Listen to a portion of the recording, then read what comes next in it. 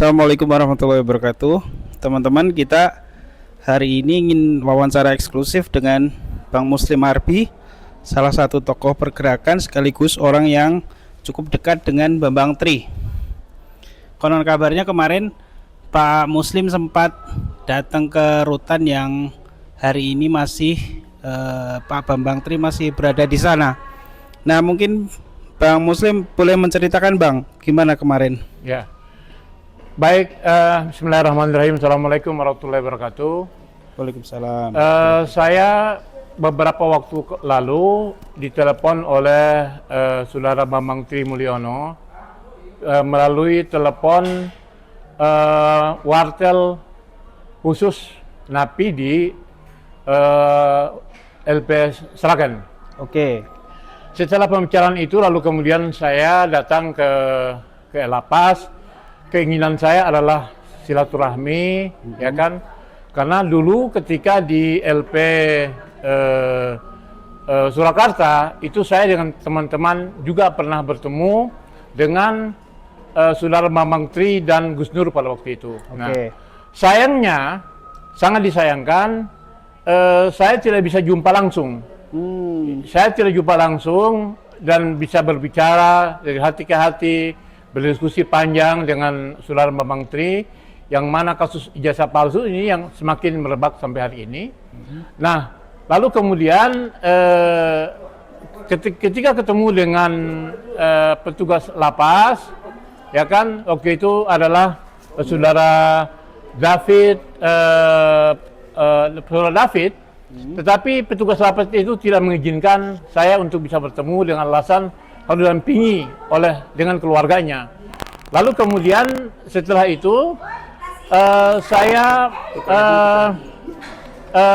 menyampaikan per telepon kepada Saudara Bambang Tri di lapas bahwa saya setelah ketemu dengan Saudara David sebagai petugas lapas bisa bertemu dengan Bambang asalkan didampingi oleh keluarganya. Lalu kemudian diberi nomor abangnya, kakaknya, yakni Saudara Bambang Sadono. Nah, lalu Bambang Sadono saya berkomunikasi, tetapi Bambang Sadono seolah-olah dia tanya ngapain, untuk apa katanya. Padahal saya jelas saya adalah kawan dekatnya dan tentunya kan ingin silaturahmi. Untuk apa katanya itu loh. Intinya Bambang Sadono sebagai abangnya Bambang Tri itu tidak mengizinkan saya untuk bisa bisa bertemu dengan Saudara Bambang Tri di lapas. Saya kira itu. Oke, yang kedua, Bang Muslim, kalau boleh tahu sekarang Pak Bambang Tri ini posisinya ada di mana dan apakah Pak Muslim tahu kondisinya seperti apa yang terakhir? Nah, kalau melihat pembicaraan bertelepon dan juga melalui video call, saya lihat kondisi Bambang Tri dalam keadaan sehat, ya kan? Cuman memang dia meminta supaya kita memberikan bantuan. Ya tentunya ya apa saja bisa bantuan, ya bagaimana sih orang menderita dalam penjara itu. Tetapi yang menjadi pertanyaan sekarang ini adalah kenapa putusan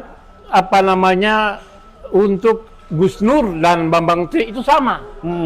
Nah, dan menjalani penahanan pun sama, 2/3 masa penahanan.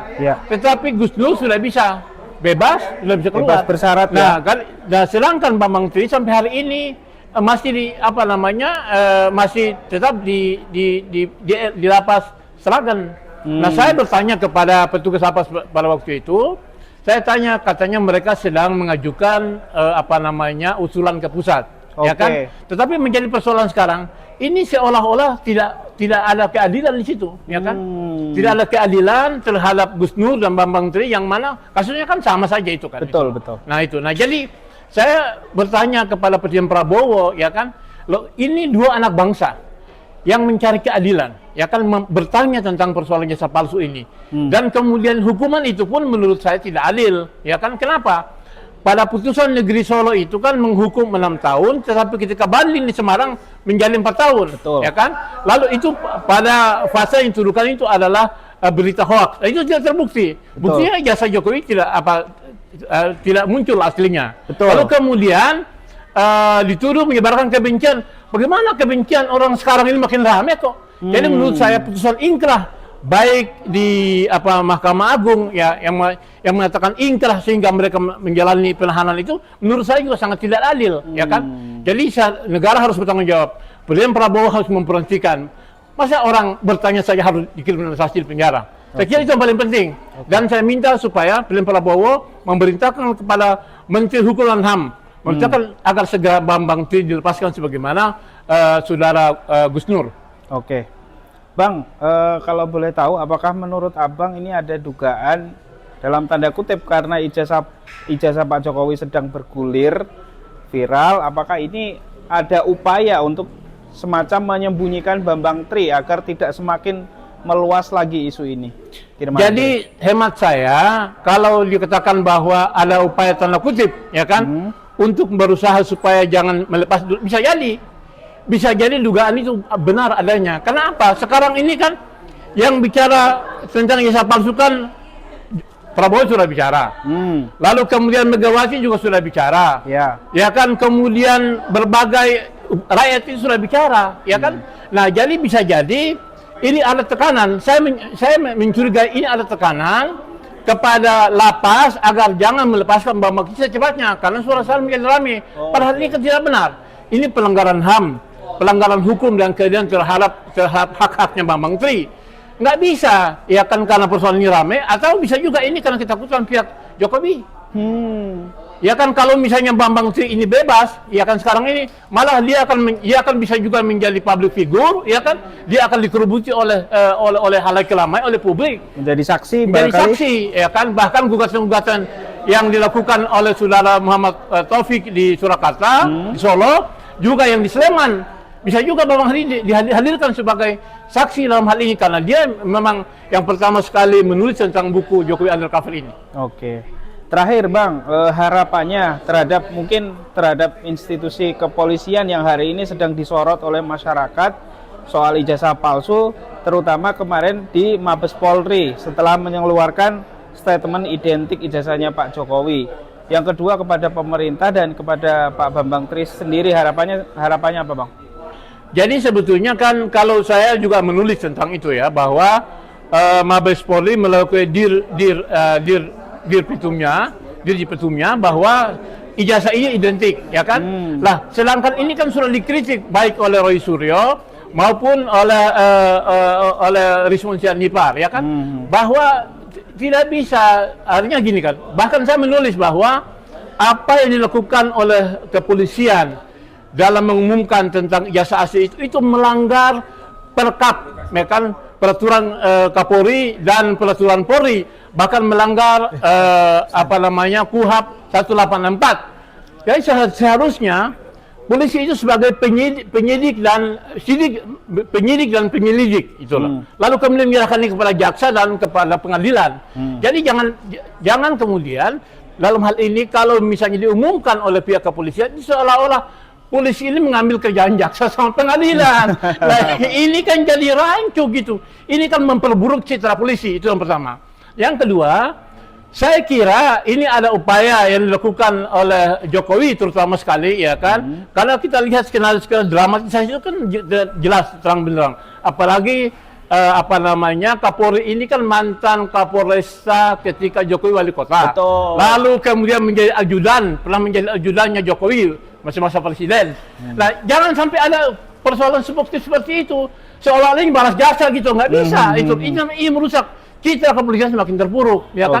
Oleh sebab itu dalam kasus ijazah ini saya sependapat dengan yang disampaikan oleh anggota DPR dari fraksi Demokrat, saudara Benny Kaharman, agar sementara ini tentang ijazah palsu ini agar supaya Kapolri nonaktifkan dulu. Ya kan, karena kelihatan tidak profesional betul dalam persoalan ini karena itu apa? Makanya kan sekarang setelah pernyataan itu keluar dari di Petum itu, malah masyarakat dari survei yang akan dilakukan oleh saudara Refil Harun, itu kan banyak sekali masyarakat itu nggak percaya, 98% masyarakat itu tidak percaya tentang apa yang disampaikan oleh masyarakat, malah percaya kepada Roy Suryo, respon dan keterangan mereka. Karena apa? Ketika itu kan nggak dilibatkan, termasuk TPUA. Saya kan termasuk TPUA. Iya, Bang. Nah, sebagai TPUA juga ketika menggelar ini nggak diundang. Kan mestinya kan diundang, tunjukkan itu. Ya, jadi bagaimana kita bisa percaya Polri kalau seperti ini? Itu satu. Yang kedua, saya minta juga kepada Presiden Prabowo agar supaya ya ini kan memperburuk memperburuk cita pemerintahan Presiden Prabowo. Jadi saya berharap, saya sependapat dinonaktifkan atau segera diganti Kapolri. Ya kan karena apa? Yang bicara ini kan masyarakat umum dan juga teman-teman di DPR.